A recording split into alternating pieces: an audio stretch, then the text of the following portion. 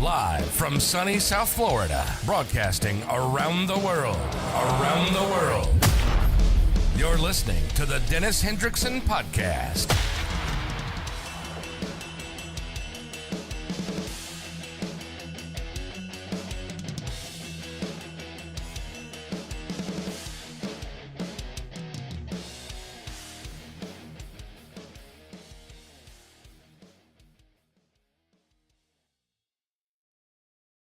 Hello, everyone. Happy Thursday night. And tonight, I am going to play something that I recorded in my car. This is just sometimes what I do is I'll be driving from for my actual work where I can actually make money, because I can't make money doing this. Although, if you guys want to support me, you can do that by sending a super chat. Link in the description. Also, I will be putting a link to buy our vitamin D. Vitamin D is extremely important. More important than ever. I swear by it. Where's my bottle? Hold on, let me get my bottle. Here it is, right here. Health Hive Vitamin D. It is our own vitamin D. I take it myself. That way you know that it's safe. It's not going to kill you. And so I will put that in the chat. And the thing that I'm going to talk about in the recorded video is what's going on with Candace Owens, the Daily Wire, and Ben Shapiro.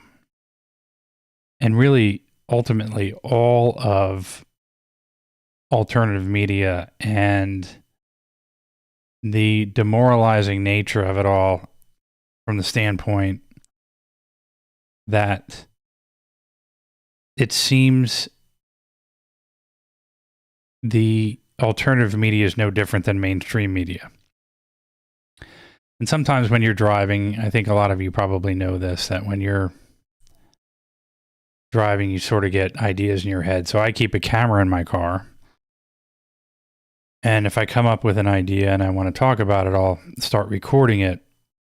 And so I did that tonight, and I want to play that for you and get your reaction to it. But before I get started, again,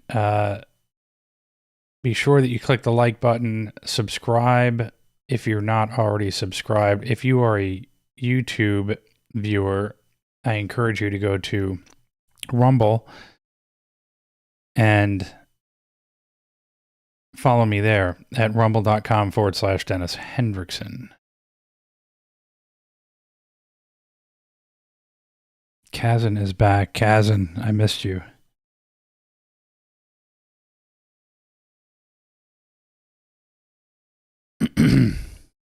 So anyway,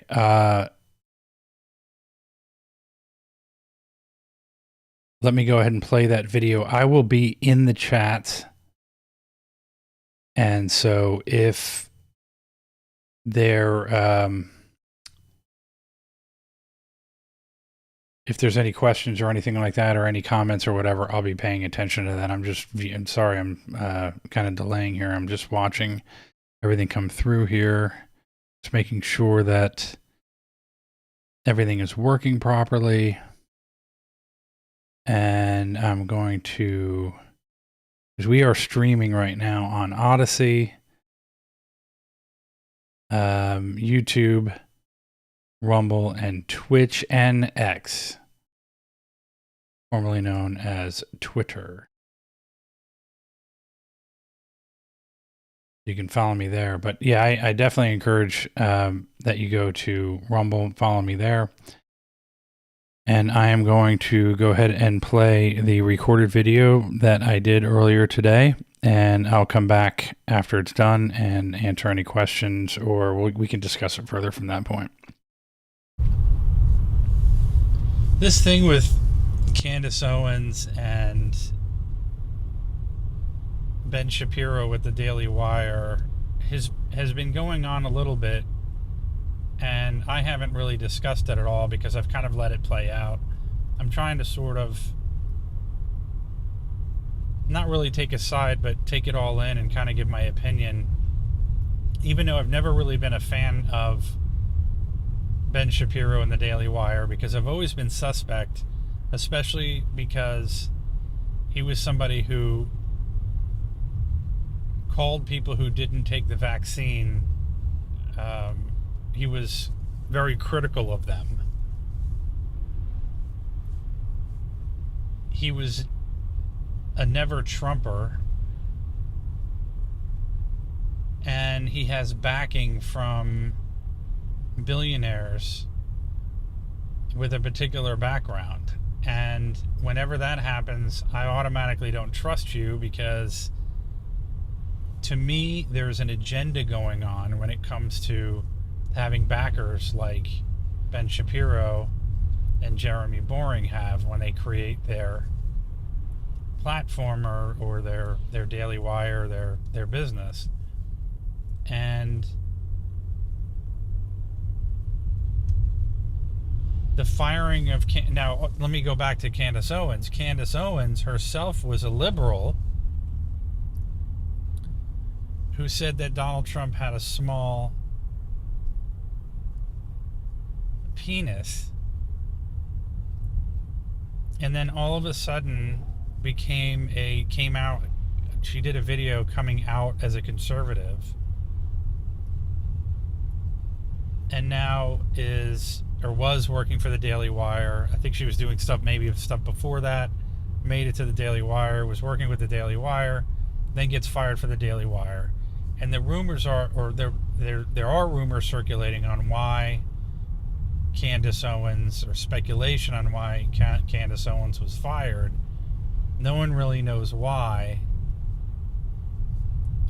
However, there is some speculation that because she's getting support from Nick Fuentes, who has been saying the words Christ is King over and over and over again, and people are calling it anti-Semitic, who are Jewish and Jewish supporters and Israel supporters, that the Daily Wire took it upon themselves to fire Candace Owens because of that alleged affiliation or similarity in talking points to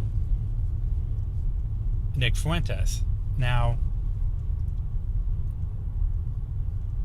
Candace Owens and Ben Shapiro were sort of going at it before that,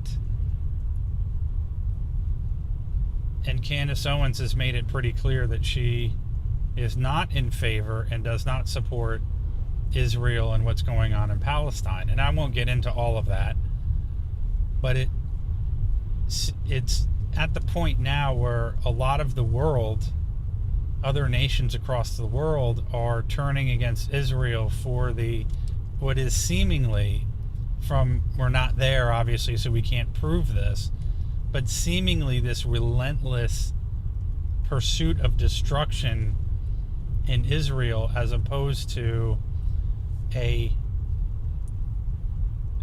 strategic, more of a precise type of takeout of Hamas. So instead of going in and being, with a scalpel and going in and strategically destroying Hamas and taking out Hamas, they are carpet bombing Palestine, driving them all south towards the border of Egypt, and are doing it unapologetically. And they don't seem to care at all what the rest of the world thinks. And so even some of their supporters are like, what are you doing? Like, we can't support what you're doing right now. Now, Candace Owens also had a debate with a Rabbi Barclay, and prior to the debate with Barclay, she's been in a fight with another rabbi, Rabbi Shmuley. I mean, you can't make this stuff up in these names. I mean, it's crazy. And Candace Owens has claimed that Rabbi Shmuley has been attacking her for 2 years. She's attacked back at Rabbi Shmuley. And I've seen Rabbi Shmuley. I mean, I've seen him have debates with Alex Jones recently, and how he's done videos, and the guy's got serious issues. He sells sex toys with his daughter. That was something that Candace Owens had picked on, and Rabbi Shmuley took it as an insult, attacked Candace Owens. It's just back and forth thing. But the debate that she had with Rabbi Barclay was more about the fact that Barclay was saying to her, you need to acknowledge the fact that the attacks on October 7th were unique, and really the way I took it was they were the most unique, most violent attacks that have ever taken place in history, including the Holocaust itself.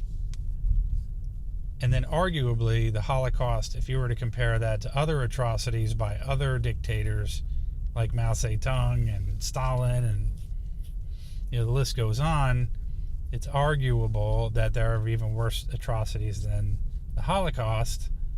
You're not allowed to say that, because then if you do, you're an anti-Semite. But that's what that debate really seemed to be when I was watching it with Candace Owens and Barclay, where, again, his attitude and the way he was very condescending to her, very patronizing to her,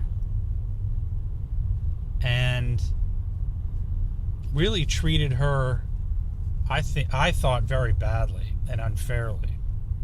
And I think Candace Owens, through this entire process, has been treated unfairly. I think that she's been taken advantage of in a way and kicked around. And again, going back to the fact that she was a liberal before and became a conservative, I was probably more hard-lined in thinking that that was impossible. You couldn't really do that. I've always been skeptical and kind of shied away from people who were leftists and then all of a sudden became conservatives, because I'm like, how does that happen? Like, I don't understand your thought process when that happens. How are you not always a conservative? Do you not see what's going on and all the things that are happening, to where as soon as you have any sort of thought process or capacity to think for yourself, that you can't figure that out right away? But I guess it takes longer for some people to figure that kind of stuff out. But going back to the Daily Wire and Candace Owens and Ben Shapiro and Jeremy Boring, when you take those guys who they have a multi-million dollar business, it may very well even be in the billions. I'm not really sure, but I can say this: the amount of money that these guys are making is tremendous. And then if you take somebody like Alex Jones, who's been doing it for a very long time, the amount of money that he's making is insane.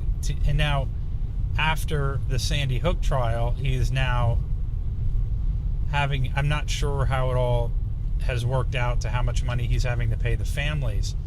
But at one point there was an article where he had to report, I guess, how much he was spending, and he was spending in the $90,000 a month he had in expenses, and that was just personally. And I know that at some point he was probably making in the the $20-30 million range, from probably before he was banned, and the money that he was getting from the supplement company and all that kind of stuff, and other merchandise sales. And so the money, and then Steven Crowder got into it with the Daily Wire. The Daily Wire seems to be in the middle of a lot of these things, but Steven Crowder was offered a $55 million contract. But I guess there were all these stipulations within the contract that Steven Crowder brought up, and he sort of alluded to that the contract could be easily broken if Steven Crowder lost monetization on a particular platform. I don't know. I don't remember exactly all the details. This may be about a year or two ago when all this happened. But then Steven Crowder started his own thing. But you're talking about a contract with Daily Wire in the range of, in the $50 million range. I mean, think about if it was like $3 to $5 million, you'd be like, still, that's a lot of money. But in the tens of millions to $50 million, $100 million range. Now, I'm not, again, I don't begrudge anybody making money. But I also look at these companies that are supposedly alternative media, and these companies are making huge amounts of money, but then at the same time, when they're criticizing ABC, NBC, CBS, MSNBC, for example, the latest with Ronna McDaniel and MSNBC, I think it was MSNBC, where they hired her and then said no because some of the commentators like Joe Scarborough or Mika Brzezinski or somebody had an issue with the fact that she was part of the head of the RNC, and that was a problem for them. And then Daily Wire and all the right wing so-called alternative media said, look at that, how ridiculous is that for MSNBC or any of these outlets not hiring someone because they don't like their opinions. Well, what did the Daily Wire do? What did Ben Shapiro do? Ben Shapiro fired Candace Owens seemingly because she was criticizing Israel, and then the latest rumor is, and this I can't say if this is true or not, no idea, but there was some apparently allegedly leaked audio from a conference or a conference call to where the Daily Wire essentially said that they were getting rid of Candace Owens because she said, she was using Christ is King like Nick Fuentes was using Christ is King. Nick Fuentes is back in the fold again. He was banned on virtually, I mean, he's a young guy, but he was banned on virtually everything. He's back on Rumble. He appears here and there on Twitter. But his takes on Jewish elite and the power that the Jewish elite has in American politics is coming back to the forefront. And he's calling out and asking a lot of questions that are legitimate questions, but he got shut down and banned and silenced, kind of like what's happening to Candace Owens. And kind of like what happens to anybody that asks these questions. And not even outright criticizing, outright saying bad things about Jewish people, but saying, hey, wait a minute, what about this and what about that? Why is this and why is that? Can we not ask these questions? And of course they get shut down. The ADL shuts them down. These rabbis, when you see these rabbis, the way that they act and the way they were treating Candace Owens, it's you can tell that those two, at least those two guys, thought that they were so much better than Candace Owens and so much better than the people that were listening to her fans or her fan base. You could just tell that they just thought that someone like Candace Owens was beneath them, and Barclay was constantly telling Candace, why don't you just apologize to us? And that's seemingly one of the other things that's brought up a lot in alternative media, is how people like this, the ADL, bully those that they consider anti-Semitic into apologizing, and then they give them their power back to make money and to make a living. And they're being called out for this stuff, and now they don't like it. And even Ben Shapiro, who's supposedly right-wing and conservative, who should be saying, yeah, okay, Candace, I have no problem. I don't agree with you, but I'm not going to fire you for saying the things that you say. And now, all of a sudden, saying Christ is King is anti-Semitic. And the goalpost keeps moving when it comes to anti-Semitism. And I think anti-Semitism has been losing its panache when it comes to its, I guess, a power when it comes to shutting people up. Sort of like calling somebody a racist. Calling someone anti-Semitic doesn't hold that much power anymore. People are kind of like, yeah, whatever, you call everybody anti-Semitic. No matter what it is they do or say, okay, you're anti-Semitic.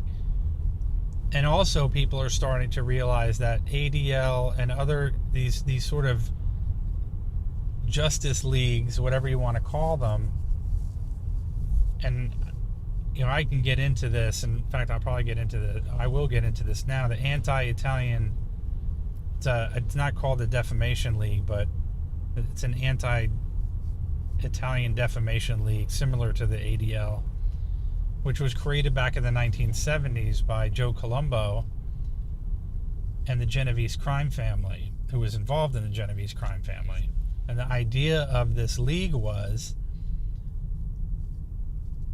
their front was to say, we don't like the defamation of Italian people. We don't like people defaming Italians.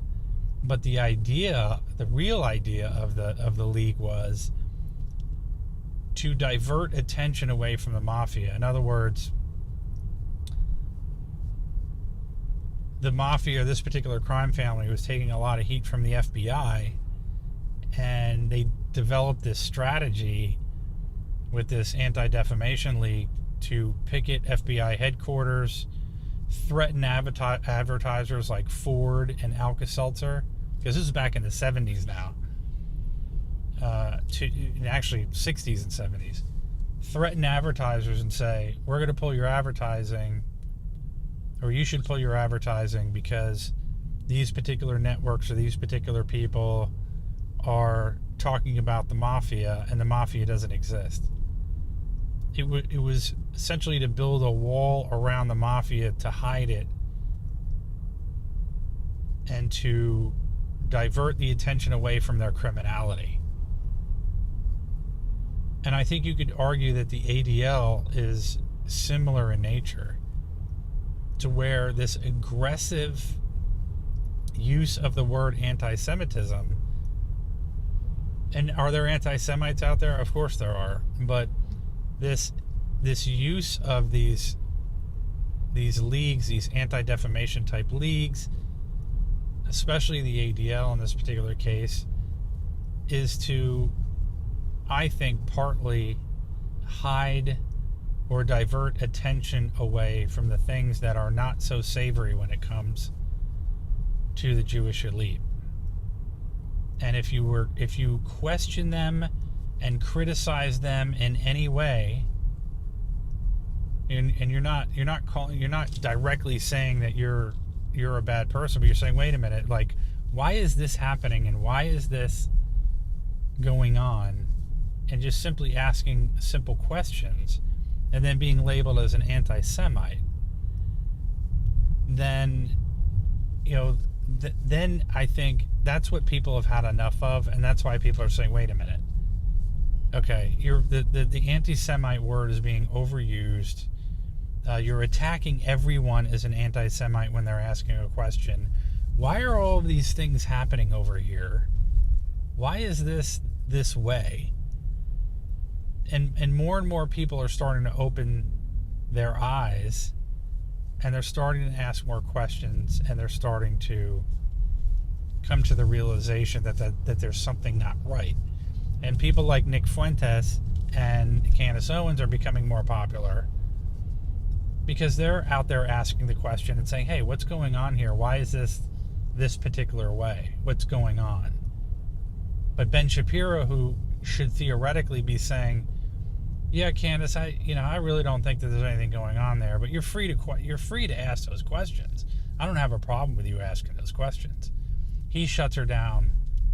He fires her, and then goes on a tour, and so does Jeremy Boring, goes around talking to Dave Rubin and gets on these Twitter live Twitter deals and says, and basically they're going out and playing damage control and trying to justify the firing of Candace Owens, when everybody who watches the Daily Wire, watches alternative media, and is on the conservative side, they all know what happened, and they all know what's going on. But it's extremely demoralizing in a way, because the media that you were hoping for that would be quote-unquote alternative to the mainstream is mainstream in its own way. And Steven Crowder was sort of alluding to that he called it the big con. And he's right. It is a big con. There's huge amounts of money involved. There's huge influence involved. And the only ones that are getting the attention are the ones with a lot of money. And the ones with a lot of money, there's strings attached to everything. And one of those things is, you talk about the stuff that we want to talk about, and if you divert from that, you're going to be in trouble. And Candace Owens was a victim of that. And so I certainly hope that Candace Owens goes off on her own and creates her own thing, which I'm sure she will, and she'll be extremely successful. I certainly hope that Twitter brings back Nick Fuentes. I don't agree with everything that he says, but he has every right to speak his mind and speak what he believes to be true. And for me, the people that try to shut him down are the ones who are lying and want to stop people from telling the truth. And it's always the ones that are silenced are the ones that are telling the truth. Always. That's how it always works. And so I certainly hope that that we can have other alternative media other than the Daily Wire, other than Steven Crowder, Alex Jones, because to me I think they're becoming somewhat stale. I think they're becoming somewhat they're too big. They're too big, just like MSNBC, ABC. I mean, obviously they're not as big, or Fox or any of those companies, but they've been around for such a long time now, or long enough to where they've become too big, and they've become too, I guess, bloated. And there's a lot of drama too. Even, Steven Crowder was one where I said before he was more organic than anybody else. But the problem with Steven Crowder is he is suing one of his employees, who he called Not Gay Jared. He has nicknames for everybody that's on his show, which I thought from the beginning when I was watching Steven Crowder, I thought were demeaning, and I think that the people on his show took it as demeaning. He's going through a nasty divorce. He's suing Not Gay Jared because of a apparent NDA violation, and Dave Landau has been on an interview, I think it was with Michael Malice, and said that Steven Crowder screamed at him and told him that he owned him, and that it was really it was a bad breakup. It was a contentious breakup between him and Dave Landau. And I'm trying to the other one was, I think, Sven Computer. Again, it's kind of weird even just saying these names, because there were a couple of other people that I think left on bad terms. Then he had another, a girl on there, Too Cute Maddie. I don't know what her real name is, but I think a lot of these people, you sort of, when they left and they didn't say anything, probably left on bad terms. But all I really needed to know when it came to Steven Crowder was how it went down with the not gay Jared situation. That was all I needed to know, along with Dave Landau and what Dave Landau said that Steven Crowder, how he treated him and what he said to him. The video of Steven Crowder and his ex-wife in their backyard and the way he treated her, that was the icing on the cake for everything. At that moment, I knew, you know, here's an issue with Steven Crowder, and that this guy is extremely arrogant. He is one of the most condescending people I've ever seen.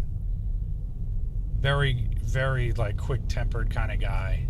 Just really, really a nasty person. And so it took all the wind out of my sails watching him for alternative media as well.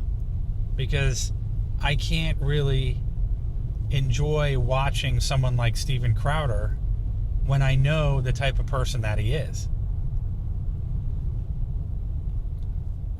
And then I'll bring up an incident that happened with Alex Jones and Nick Fuentes. Nick Fuentes was on Alex Jones's show. Nick Fuentes was in the studio. And as Nick Fuentes is talking, Alex Jones gets up from behind the desk that they're talking, gets up and walks away. And he says to Nick Fuentes, "Oh, don't worry. I've got you on the mic, and keep on talking. I'm just going to go get a cup of coffee." It was unbelievably rude. It was done on purpose in order to slight Nick Fuentes. Obviously, that was the point of it. And I lost a lot of respect, even more respect from Alex Jones after that incident. Because it was like, what are you doing? Like, what, you're going to walk off the set while Nick Fuentes is talking? And that was obviously on purpose in order to make, kind of embarrass Nick Fuentes in a way. That was what the point of that was. So again, I looked at that and I said, I can't watch Alex Jones anymore. But meanwhile, this guy's raking in the dough. I'm not sure how much he's making now. But, and then the Sandy Hook thing, I know what's happened to him related to Sandy Hook and the judgment that he got from the parents in Sandy Hook is outrageous. But at the same time, and obviously the Sandy Hook thing was used to destroy him. And the left is doing what they can, the communists are doing what they can to destroy all of this alternative media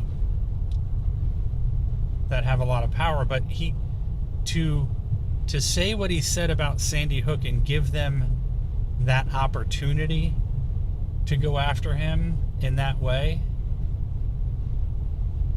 it just leaves you sort of scratching your head like you know that couldn't have been a psyop. I mean, what could you possibly be thinking to say in front of all of your fans that, I don't remember exactly what he said, but it was all made up. They were actors. Like, what you got to be kidding me. And he went on to the point where he drove some of the people that listen to him, and that's the other thing. Some of these people that listen to him are downright nuts. And so these people and now it's not Alex Jones' fault that they did this, but the people from Crazy Town get on the phone and start harassing the parents who have already lost their children in a tragic situation, and then make it even worse by sending them death threats. So the whole thing was just like, you just scratch your head and you go, why would you do that? And again, I'm not, the judgment, I am not justifying that judgment at all. It's insane. But you're leaving that door open for something like that to happen, especially from the other side, which is just way worse. Just horrible people trying to shut down free speech, trying to turn America into the Soviet Union. So there you have that. So it's one of those things where it's like there's really no real good alternative option to go to. Now, somebody like me who's trying to develop that, I've found it almost next to impossible to do it because I don't have the backing of a billionaire where I can afford to advertise and spend all the money on advertising, and even advertising now is really difficult to do, because if you're someone who's conservative and you try to advertise, it's next to impossible to even advertise, even if you have the money. People like Crowder and Alex Jones and all those guys, they started way back when there was way less competition for ads, and the ads were cheaper, and they didn't get shut down because they were conservatives.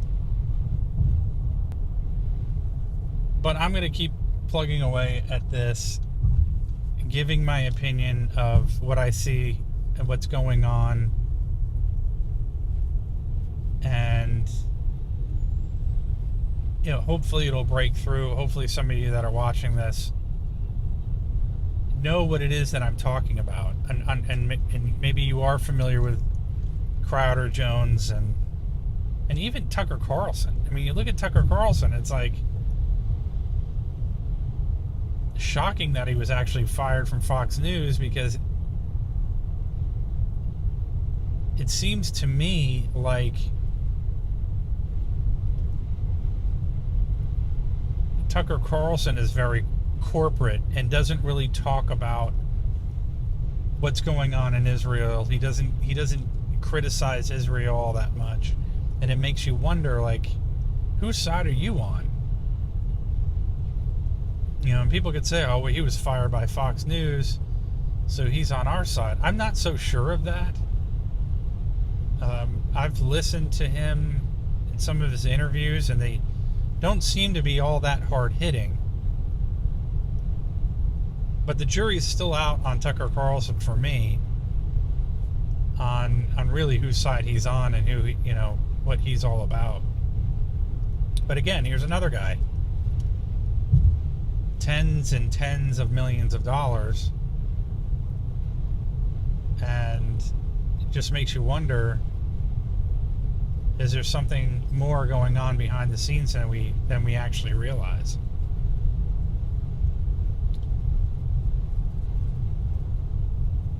So let me know what you think in the chat. Let me know what you think in the comments section. That is my thought about alternative media for tonight. And I will be on air again tomorrow night at 10 p.m. Be a fun Friday show. Thanks for watching me tonight on a Thursday night. And make sure that you follow me on Rumble, because YouTube sucks. Just follow me on Rumble. Go to rumble.com/Dennis Hendrickson. Subscribe to me there. Follow me there. And we'll see you tomorrow night at 10 p.m. Thanks for watching. This thing with...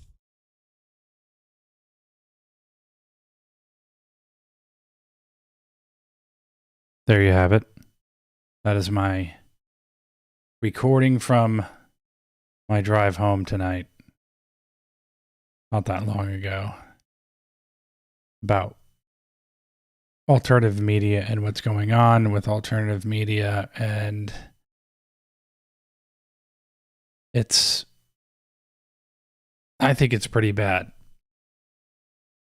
I think it's somewhat of a lost cause, but I'm hoping that there will be more people that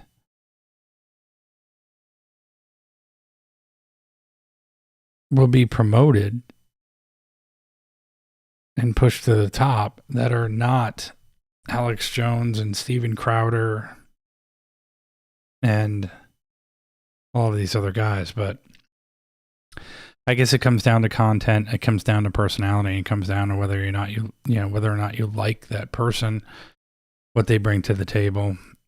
One of the things I've in my 50 years of being on this planet, lucky enough to be on this planet for 50 years, is that,